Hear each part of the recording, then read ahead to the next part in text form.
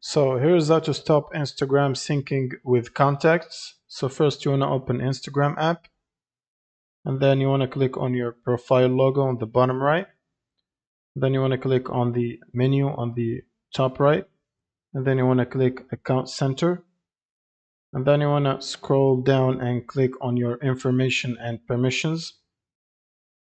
Then click on Upload Contacts at the bottom. Now, if you have a single Instagram account connected, you should see directly this Connect Contacts option. Otherwise, it will prompt you to select an Instagram account to do this for. So for contact syncing, we want to disable contact or connect contacts.